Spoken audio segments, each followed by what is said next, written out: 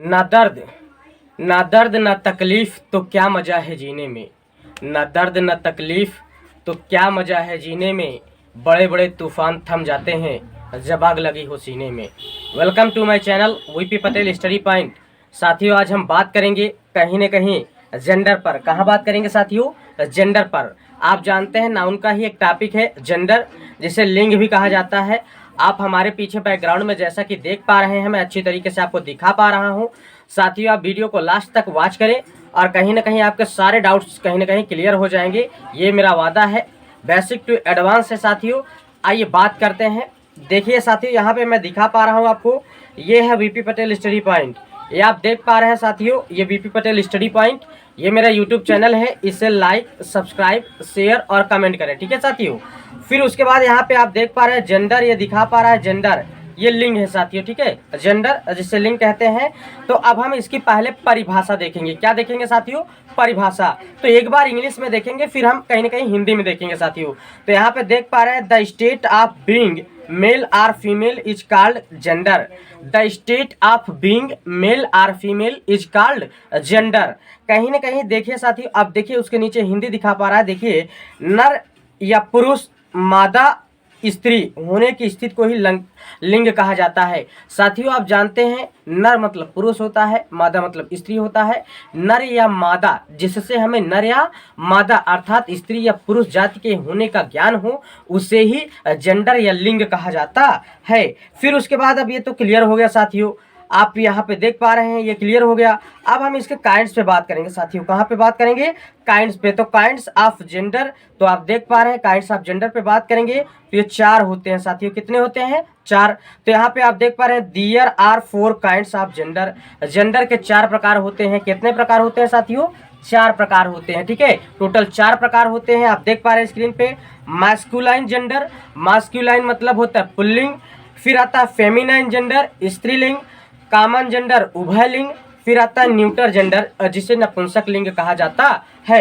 फिर उसके बाद साथियों हम बात करेंगे, अब 4 जेंडर को तो हमने पढ़ लिया, देख लिया काइंड्स जो थे। अब हम देखेंगे मास्कुलाइन जेंडर। यहाँ पे आप देख पा रहे हैं मास्कुलाइन जेंडर पुल्लिंग।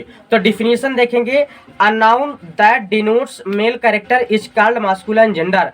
जिस संज्ञा से पुरुष जाति का ज्ञान हो उसे पुल्लिंग कहा जाता है। जिस संज्ञा से पुरुष जाति का ज्ञान हो उसे ही पुल्लिंग कहते हैं। यहाँ पे देखिएगा आयस दे रहा है, जैसे man, boy, king, father, lion. आप जानते हैं ये सारे के सारे कहीं ना कहीं क्या है साथियों?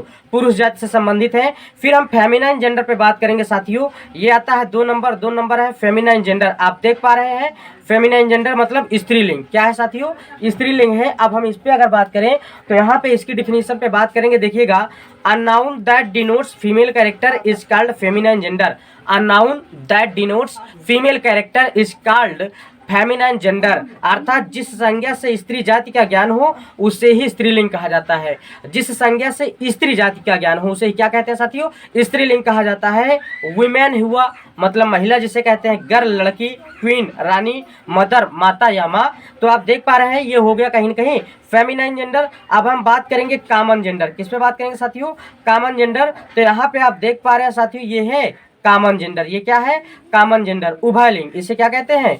उभयलिंग कहा जाता है। डेफिनेशन देखिएगा, a noun that denotes either a male or female is called common gender. A noun that denotes either male or female is called, कहीं न कहीं इज कॉल्ड कॉमन जेंडर। समझ पा रहे हैं साथियों? A noun that denotes either a male or female is called common gender उभयलिंग कहलाता है। जिस संज्ञा से स्त्री व पुरुष, जिस संज्ञा से स्त्री व पुरुष दोनों जातियों का ज्ञान हो, दोनों जातियों का ज्ञान हो उसे ही उभय लिंग कहा जाता है। आप देख पा रहे हैं। फिर यहाँ पे हम एग्जाम्पल पे बात करें, टीचर। टीचर लड़का भी हो सकता है, लड़की भी हो सकती है। चाइल्ड बच्चा लड़का भी हो सकता है, लड़की भी। दोस्त लड़की भी हो सकता है, लड़का भी। फिर उसके बाद यहाँ पे आइएगा साथियों, फिर देख पा रहे हैं यहाँ पे सर्वेंट लड़का भी हो सकता है, लड़की भी। स्टूडेंट कोई भी हो सकता है, लड़का लड़की दोनों। बेबी बच्चों में लड़का भी हो सकता है, लड़की भी, शिष्य में कोई भी हो सकता है। फिर उसके बाद हम आगे बात करते हैं साथियों, यहाँ पे आप देख पा रहे हैं ये आगे न्यूटर जेंडर। कौन सा जेंडर है साथियों? ये न्यूटर जेंडर, जिसे नपुंसक लिंग कहा जाता है। क्या कहा जाता है साथियों? न्यूटर जेंडर मतलब नपुंसक लिंग। न्यूटर जेंडर मतलब क्या होता है? नपुंसक लिंग। ठीक है साथियों, अगर आप वीडियो को अंत तक नहीं देखेंगे तो आप न्यूटर जेंडर नपुंसक हो जाएंगे साथियों, फिर मेरी जिम्मेदारी नहीं होगी। वीडियो को लास्ट तक देखें। अनाउन that denotes non living things is called neuter gender. अनाउन that denotes non living things is called neuter gender. जिस संज्ञा से आप स्क्रीन पे देख पा रहे हैं, जिस संज्ञा से निर्जीव वस्तुओं का ज्ञान होता है उसे नपुंसक लिंग कहते हैं। जिस संज्ञा से हमें निर्जीव वस्तुओं का ज्ञान होता है उसे क्या कहते हैं? न्यूटर जेंडर कहते हैं। तो वीडियो को लास्ट तक वॉच करें, नहीं तो आप न्यूटर हो जाएंगे। फिर यहाँ पे देखिएगा साथियों, एज दे रहा है। क्या दे रहा है? एज। जैसे बुक हुआ, भाई इसका कोई लाइफ नहीं है।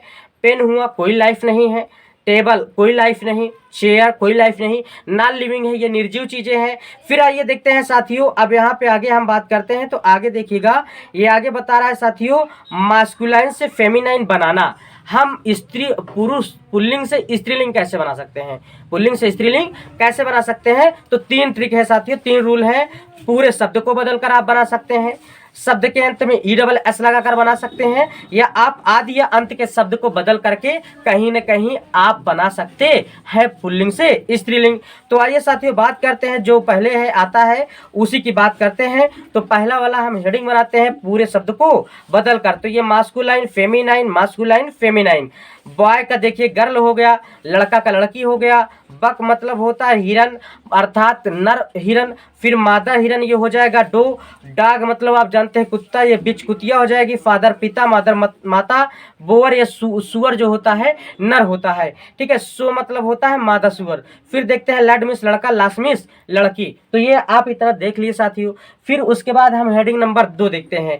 तो पूरे शब्द के अंत में ESS लगाकर, अब की बार कैसे बनाएंगे साथियों?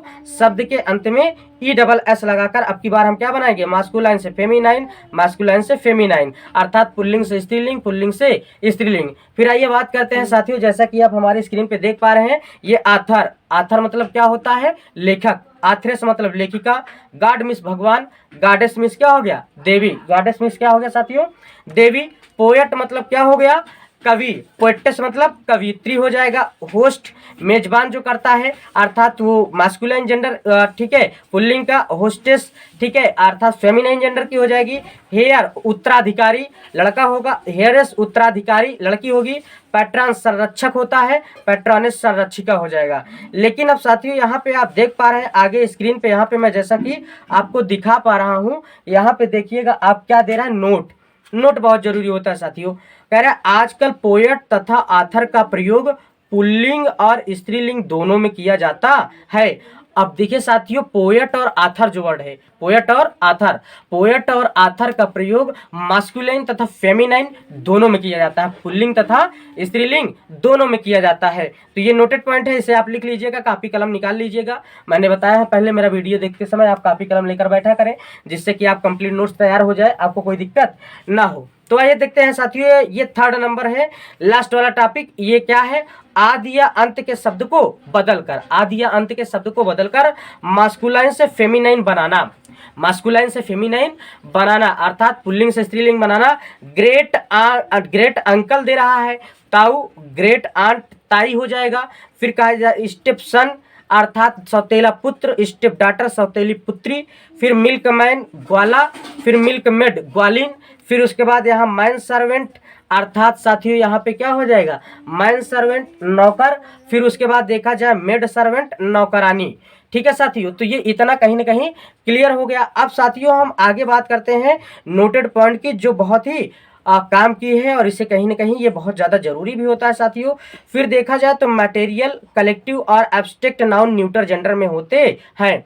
साथियों मैं नाउन का कहीं ना कहीं वीडियो डाल चुका हूं, अपलोड कर चुका हूं, आप जाके देख सकते हैं, या आप देखेंगे तो कहीं ना कहीं हम डिस्क्रिप्शन में आपको दे देंगे, वहां से आप देख सकते हैं, नहीं तो आप जाकर हमारी प्लेलिस्ट के एजुकेशन में नाउन को आप पा सकते हैं। तो यहाँ पे देखिएगा मटेरियल, क्या साथियों, मटेरियल नाउन, कलेक्टिव नाउन और abstract noun. Material noun, collective noun और एब्स्ट्रैक्ट नाउन सदैव कहाँ होते हैं, न्यूटर जेंडर में, नपुंसक लिंग में होते हैं। अब साथियों देखिएगा पॉइंट नंबर 2 बता रहा है, कह रहा है छोटे छोटे जीव भी न्यूटर जेंडर में होते हैं। जो छोटे छोटे जीव होते हैं साथियों वो भी न्यूटर जेंडर में होते हैं, ठीक है। फिर अब जैसे देखा जाए कौन कौन से, जैसे बर्ड हुआ, कोई चिड़िया हो गई, एंट चींटी हो गई, क्रो कौवा हो गया, इन्फेंट शिशु छोटा सा बच्चा, ठीक है, चाइल्ड बच्चा हो गया, कैट बिल्ली हो गई, काऊ गाय हो गई, ये सब कहाँ आते हैं, न्यूटर जेंडर में आते हैं। तो आप इसे लिख लीजिएगा, आपके एग्जाम में कई बार पूछता है और रेगुलर पूछता रहता है। जैसे देखा जाए साथियों यहाँ पे, जैसे यहाँ पे साथियों देखने की कोशिश की जाए तो ज़्यादा समझ में आएगा। यहाँ पे देखा जाए एग्जाम्पल, क्या देखा जाए, example, the cow has hurt its leg, गाय ने अपने पाँव को क्या कर लिया, घायल। तो आप देखिएगा काऊ के लिए क्या लगा रहा है, इट्स, इसका मतलब ये न्यूटर में लिया। फिर उसके बाद आगे हम कहीं ना कहीं बात करते हैं साथियों, फिर आता है, क्या आता है यहाँ पे देखिएगा, सन जून समर टाइम वार ओशियन, सन जून समर टाइम वार ओशियन, अर्थात जो स्ट्रेंथ, शक्ति, क्या बताते हैं, शक्ति या ग्रेटनेस, महानता या विशालता को बताते हैं, या ब्रेवरी, पराक्रम को बताते हैं, इनको पुल्लिंग में रखा गया है। सन जून समर टाइम वार ओशियन, जो स्ट्रेंथ को बताएं, ताकत को बताएं, शक्ति को बताएं, ग्रेटनेस महानता को बताएं, ब्रेवरी पराक्रम को बताएं, उन्हें कहाँ रखा गया है, मास्कुलाइन जेंडर में। एग्जाम्पल देखें तो ज़्यादा समझ में आएगा, पुल्लिंग में रखा गया है।